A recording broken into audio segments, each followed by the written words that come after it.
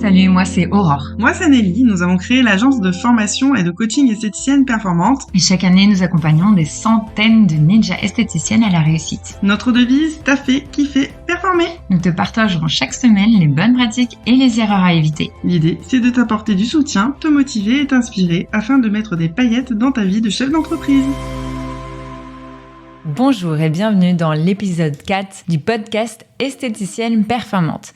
Dans cet épisode, nous allons parler de comment renflouer ta trésorerie juste avant de partir en vacances pour être sereine. C'est tellement essentiel de pouvoir partir en vacances l'esprit léger et profiter de la vie avec ses proches. Alors, comment on va faire pour renflouer cette trésorerie sans non plus s'épuiser et en faisant avec cette période estivale? Chaque année, j'entends beaucoup de gérantes me dire qu'elles sont épuisées en cette période, que ce soit juillet ou août, voire les deux. Car c'est des journées interminables ou bien il n'y a pas assez de monde, elles sont parties en vacances avant, mais le résultat, c'est souvent beaucoup de stress. On voit les vacances qui arrivent, on vous laisse imaginer à siroter à un cocktail au soleil, sur un transat et marcher dans le sable, pieds nus, entendre nos enfants, nos proches rire, ou sinon on a une envie d'air, de la montagne, ou pas forcément juste rien faire. Qu'est-ce que c'est bien aussi de rien faire? Eh bien non, on commence à culpabiliser de pas pouvoir prendre ses vacances ou carrément de les prendre, pas avoir ce lâcher prise nécessaire pour vraiment profiter des vacances. Alors vous en avez tellement le droit, vous avez tellement le droit d'avoir ces vacances, vous le méritez tellement qu'on va vous donner des clés.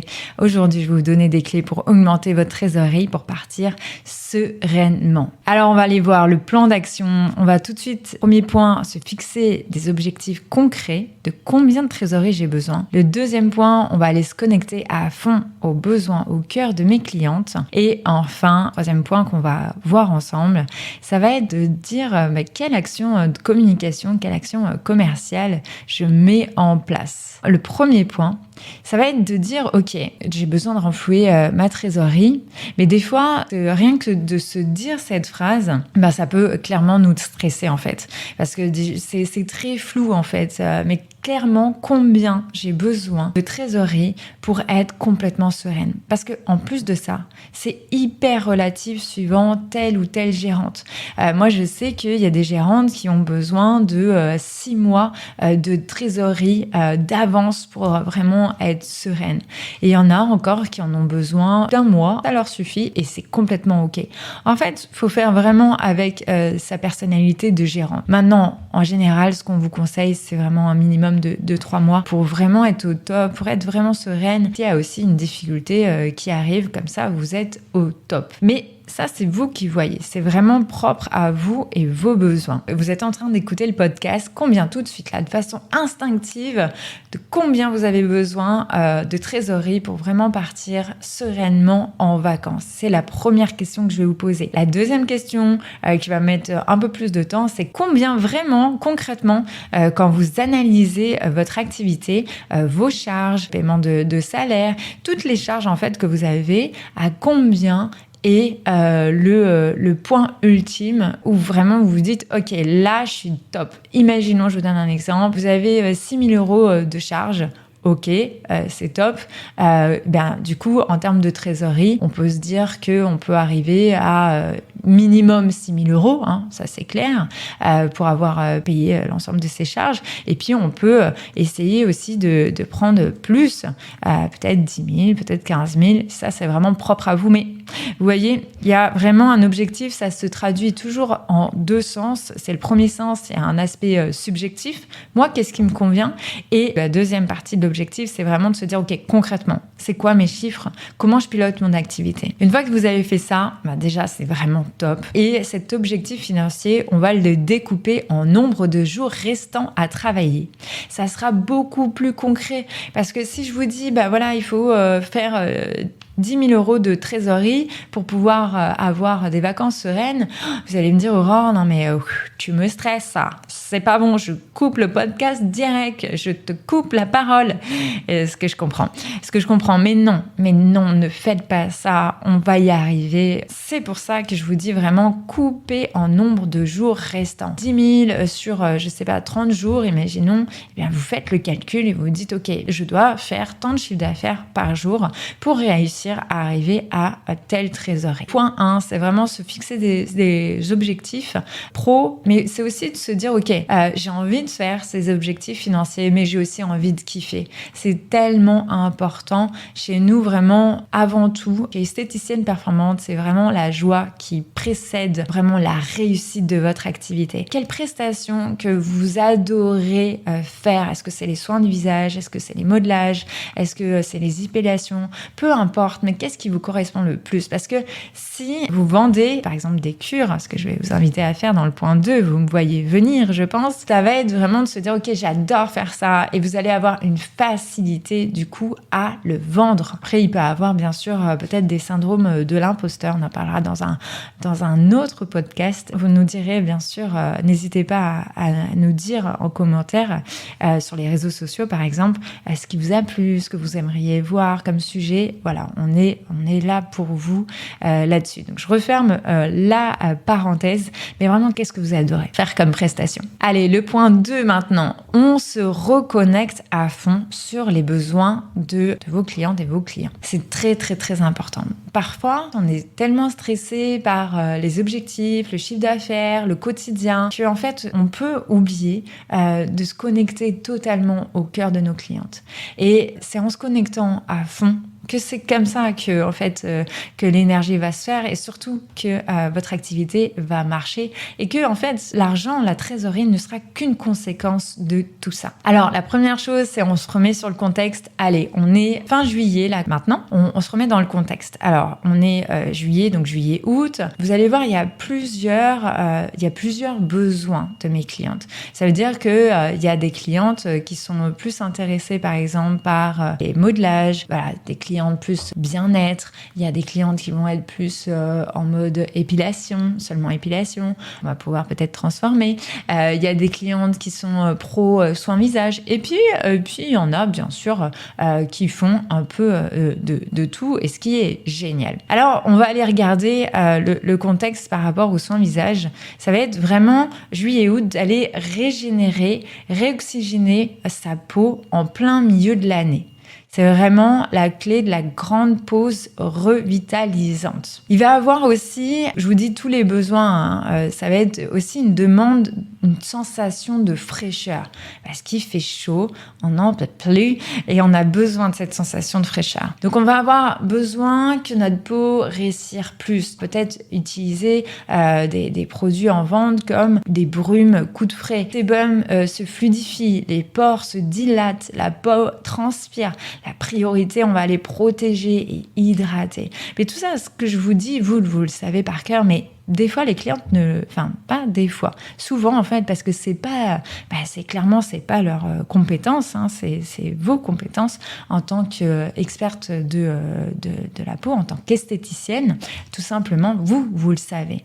Et la cliente, elle va se retrouver des fois en septembre en se disant « Ah ouais, alors j'ai bronzé sans avoir fait de gommage avant. » Enfin, la peau va être pas top, ce qui fait qu'elle va pas avoir un temps unifié. Alors que si vous la conseillez vraiment, mais à chaque cliente, moi j'ai vraiment envie, si vous êtes OK, vraiment c'est le défi que j'ai envie de vous donner en plus. Alors vous allez voir avec Nelly, on adore les défis, on est à fond là-dedans parce que ça permet de se motiver, donc c'est quand même super cool.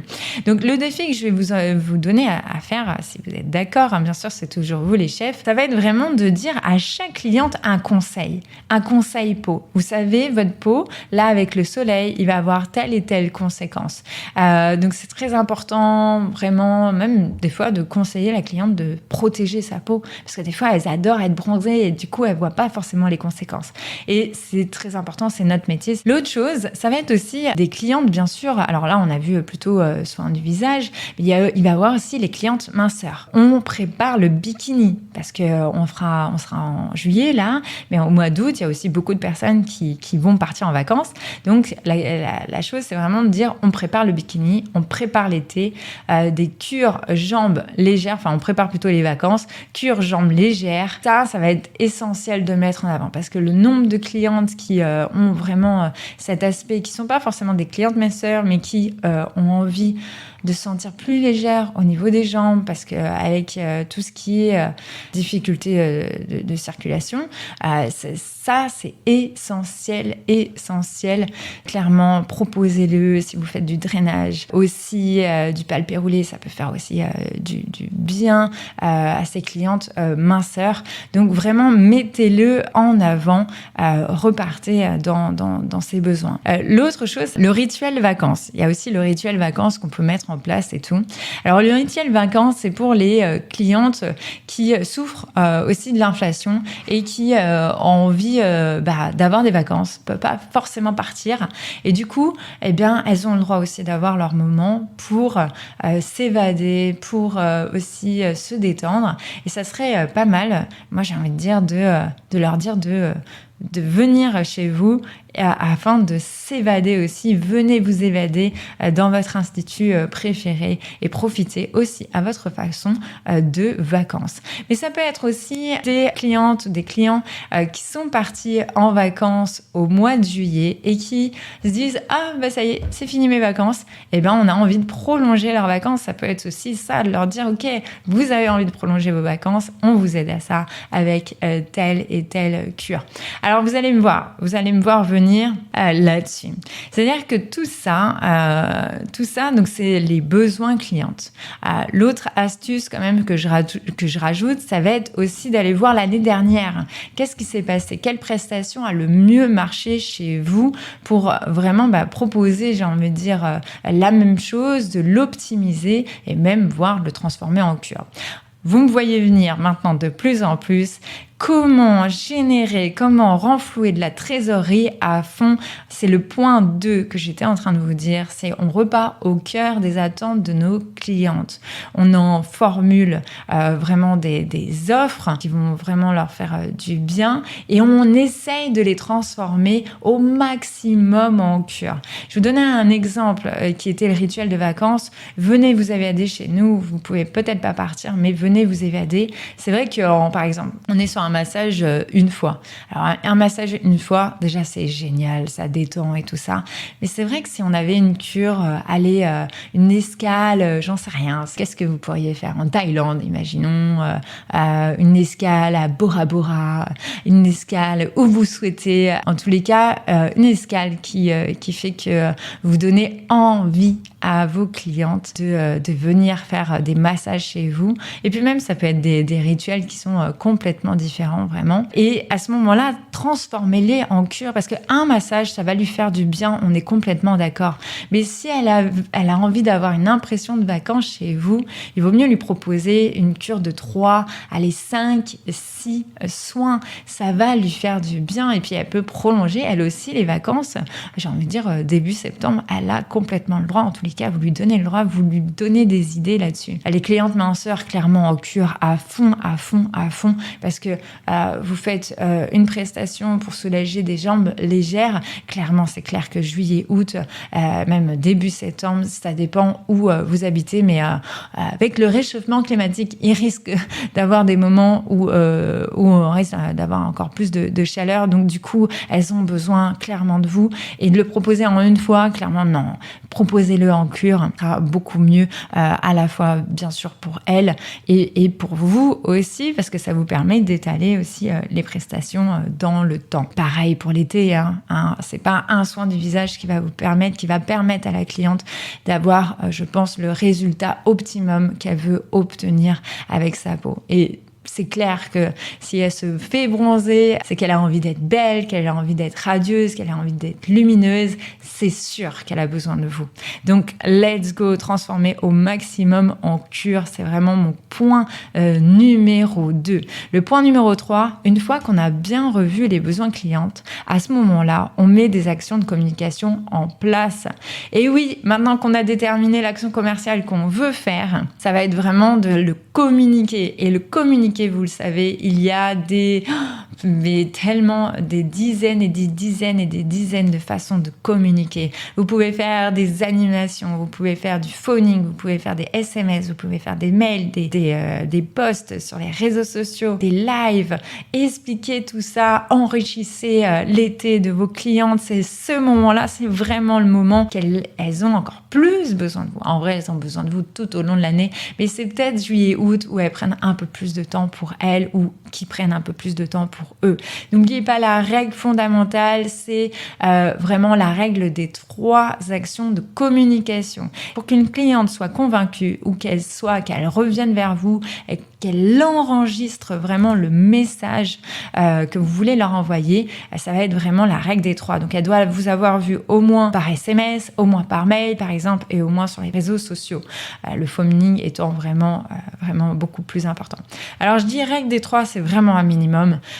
Aujourd'hui, on sait que les mails sont de moins en moins vus. Les actions directes sont vraiment à privilégier, comme le phoning et les animations. Et je sais que des fois, c'est pas forcément ce que vous aimez faire, sauf pour les personnes qui sont vraiment passées dans l'académie, où là, j'ai envie de dire, elles se révèlent à chaque fois. C'est tellement essentiel, les actions directes.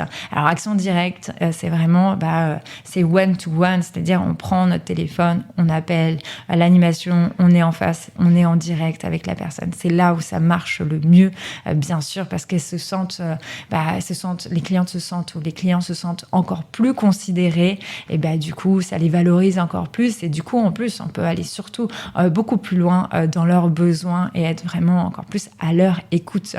Alors, on résume les points clés qu'on a vus aujourd'hui. Ça va être donc le premier point, on se fixe des objectifs concrets, essentiels pour que vous soyez bien, que vous soyez plus sereine en abordant les chiffres, parce que quand c'est flou, ça nous stresse. Quand c'est flou, on ne sait pas où on va, on ne sait pas vers où se diriger. Donc, let's go, on se fixe l'objectif.